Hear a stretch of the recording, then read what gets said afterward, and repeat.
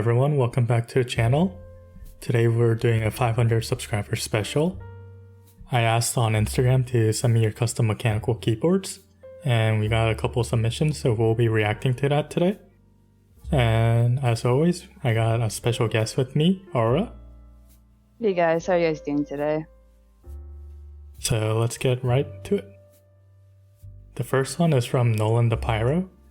It's an RK61 with blue switches, and I believe he has the yellow LED version, the static version, instead of the RGB. The RK61 was a keyboard that we featured on the channel. I thought it was a pretty solid keyboard and pretty good to start off as a beginner in the hobby. Or do you have any thoughts to the board?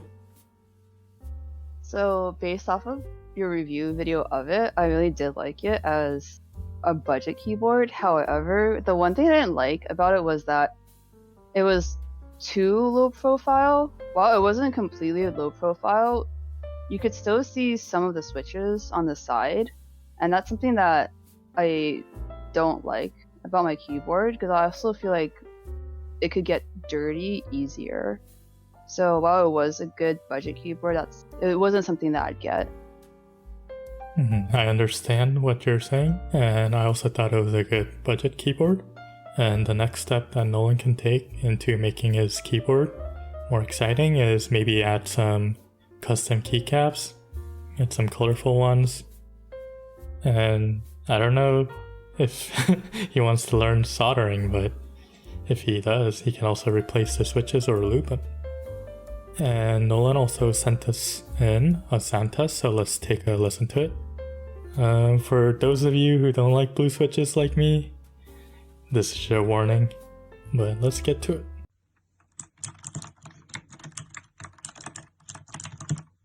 So I actually thought that this wasn't as bad as I originally thought it was going to be, since it was blue switches, but it sounded pretty decent. I think it's probably the audio quality, but it also didn't sound too bad in my opinion. You definitely could hear the click from the switches, but it wasn't as obnoxious as other blue switches that I've heard from. I think it does sound unmodded, so I think this is just the base RK61, right? Yeah. And I don't know what brand blue switches he has, but it didn't sound too bad. Let's move on to the next keyboard. Next submission is from It's Akko. It's a GK61 with Duroc linear switches, and he also custom added cherry plate mount stabilizers to replace the stock stabilizers. I really like this keyboard. The keycaps are blank, but I feel like there's a certain aesthetic to blank keycaps, right? Where it just looks really clean. And even then, I'm always impressed with people who use blank keycaps. And then if we take a closer look, I think we can see that it has legends on the side. So you can see like the window logo on the side. Can't see it on other keycaps, but I'm assuming the rest has side legends as well. Probably. Yeah, I didn't see that. I think even then, it's still impressive, because when you're typing, you're glancing down, right? You're not gonna pay attention to the sub legends on the side. And this keyboard is an example of what you can do with a budget beginner keyboard. He upgraded the switches to Duroc linear switches, which are pretty good, and he also replaced the stock stabilizers with cherry plate mount stabilizers, which are probably the best plate mount stabilizers out there. And he also got a custom cable, and looks like he has an aviator on it, which is really nice. It's all the little things, like even if it was a basic cheap keyboard, there's a lot of things that you can do to add character to it, and I think this is a good example of that. And even though his build is kind of minimalistic, like all his other peripherals, like desk mat and stickers, it helps the desk stand out. I like his desk mat. It's Zenitsu from Demon Slayer, one of my favorite characters. And I also like his alpaca sticker on his ThinkPad. So its Echo also sent us in a sound test, so let's take a listen to it.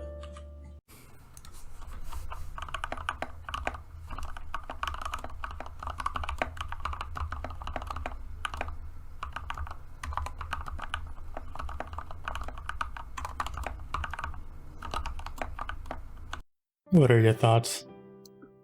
The stabs sound really smooth, probably because of the plate mount stabs. And it also could be because he looped them too, but they sound very smooth, which is super nice. The cherry plate mount stabilizers probably help us a lot, and I think the Duroc linear switches here sound pretty good. It's a little quiet, but it sounds pretty good. I'm surprised. Sounds good for a budget plastic keyboard, because it does sound hollow, but that's also because it's plastic, right? It can also be like the profile of your keycaps too. OEM keycaps sound a bit more hollow. Alright, let's move on to the next one. The next keyboard is from King Keyboards. It's the Mark 65 by Board Source, and it features Holy Boba switches. This keyboard is one of the ones we talked about in our previous podcast, and we had some debate to it. I think the big issue here was the logo. It's a little controversial. Personally, I wasn't a big fan of it. I wasn't a fan of the look, I guess, and also the position. I prefer my logos on the top right corner versus right above the arrow keys. But at the same time, it was one of the features that made it stand out from other 65% keyboards. And it's also gasket mount, which is pretty popular right now. And one of the features that we liked on this keyboard was when it had a brass plate. It helps it stand out in polycarbonate cases, and I'll put a picture here on what that looks like. Yeah, but even with this, the fact that he used muted keycaps really made it stand out, even though we preferred the brass plate. Yeah, I think the muted keycaps here complement the keyboard pretty well. And then in the next picture, you can see that he has accents, which also help it stand out a bit when you get tired of it. Yeah, I really like his split spacebar and how he has function in the middle. And I think the orange accents here help it stand out even more. And for those of you who don't know what Holy Boba switches are, they are a combination of Holy Pandas and Boba switches. And Boba switches are pretty popular and have been getting a good compliment in the hobby, so I want to try them out eventually. I also want them, but mostly just for the name. And unfortunately, King Keyboards was not able to send us in a sound test, so we won't be able to hear what that sounds like. The next keyboard is from M Keeps. It's a KBD Fans D65 with Alpaca V2 switches and EPPT black on white keycaps. And he also has a ton of additional features like E-Yellow Blocker, Duroc V2 stabilizers, OJ Space Artisan keycap, and a KBD Fans custom cold cable. It's just a really sick keyboard in my opinion. It's so clean with the black and white, but it's also very eye-catching because he has the E-Yellow Blocker, even though it looks kind of orange actually in this picture. And then he has a matching orangish Artisan and a yellow coil cable. Yeah, really adds flair. I actually ordered this E-Yellow Blocker as well, and when I got it I was surprised that it looked so orange because I was expecting yellow. Maybe if they change their name to just E Orange, it would be fine, but this E Yellow is kind of a trap. Yeah, I can definitely see how that messes up certain things, but in this case, it works really well with the artisan, so pretty happy about that. Yeah, I think he complemented it pretty well, and I really like how the custom quote cable from KBD fans looks, because I wasn't expecting it to look this nice. I love how the aviator matches the keyboard. Everything just matches about this. Yeah. The theme and matching is 10 out of 10 on this keyboard. T65 is another keyboard that we featured on the channel, and I've been using it pretty much every day as like my daily driver, and I really love it. And MKeys was also not able to send in a sound test, so I looked on YouTube to find a similar keyboard with similar stats. And here we go.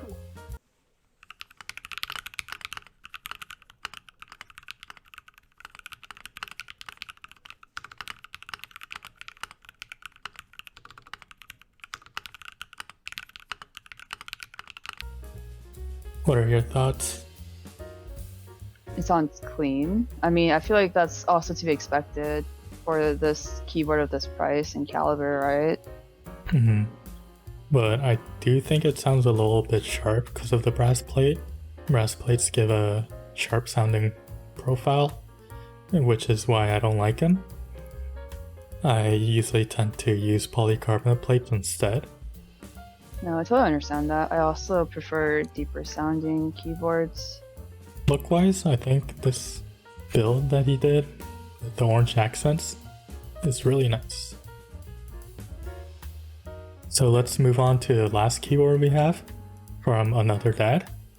It's a Canoe Gen 2 EVA 01 in the purple and green colorway, and the switches he used are Unholy Pandas with KPD fans EPVT 9009 and Japanese keycaps. This reminds me of like retro gaming arcades, you know, because of the neon, not really neon purple, but the purple with green and some red accents, and especially the Japanese alphas, because all of like the arcade games were Japanese, so this is a huge throwback, honestly. So really like the avatar artisan he has in the corner. Yeah, when I first saw this keyboard, I was blown away by the purple case, and I didn't expect the 9009 to complement this keyboard as well as it did. And even with the green accents, I think it goes pretty well. Yeah, he does have two blanks on the side, right?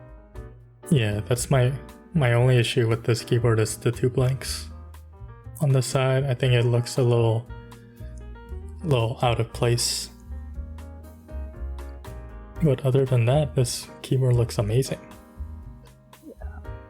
I don't know, to give him the benefit of the doubt, maybe it's just hard to find two keycaps that match that row. Because that's the issue with my keyboard as well. I have two random keycaps because there's nothing else I could put there.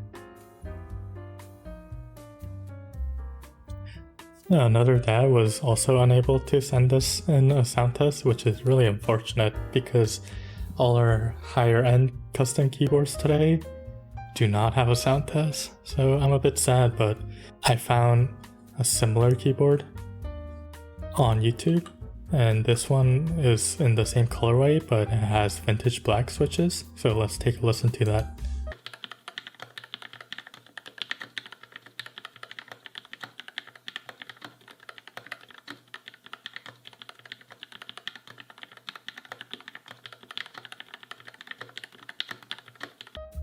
What are your thoughts?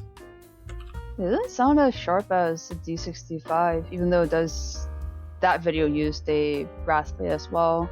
It sounds a lot more deeper, and I really like that about it. I thought it sounded pretty nice as well, and I really like camping keycaps. I think that's one of my favorite keycap sets that I need to eventually get. Hopefully they do another run of it so I don't have to pay resale from Mech Market. There's no way I'm gonna do it. Yeah. Out of all the keyboards today, which one is your favorite? So for me, mine is actually a tie between the D65 and the Mark 65. But I think between the two, I prefer the Mark 65 more because it impressed me a lot more since I originally didn't like the Mark 65 versus the D65, which I thought was already a good keyboard to begin with. So in terms of custom keyboards, I really like King's keyboard because it really made it look that much better. And if that was a render that I was shown, I think I would have bought it because it just shows like the capacity of it, you know? It just looks so nice. Yeah, I think the way he complemented the keyboard with muted keycaps is pretty nice, and I like his orange accents. But my favorite would have to be the Canoe. I think I was just blown away by how nice this keyboard looks, especially in the purple colorway. And I never thought that 9009 would be the keycap set that you would match with the purple case. But it works here, and I think it looks amazing. I definitely agree with you. This keyboard looks really good, but I don't like sub-legends, I guess, on keyboards because it looks really cluttered, and that's why I don't like this custom keyboard is in first place for me. It's because of the Japanese sub-legends. I'm looking at my D65 right now and has Korean sub-legends. Well, thank you for 500 subscribers. If you want to be a part of videos like this in the future, check out my Instagram. That's where I usually ask my followers to send me in stuff. We have polls sometimes where we argue over stuff as well, and those are pretty fun. So if you want to be a part of any of those, go check me out on Instagram. And thank you for watching. Do you have anything to say? No, but everyone's keyboards was really nice today, even the budget ones. Yeah, I had a fun time today, and if this video does pretty well, we can do it again in the future. Until next time, take care and stay safe. Yeah.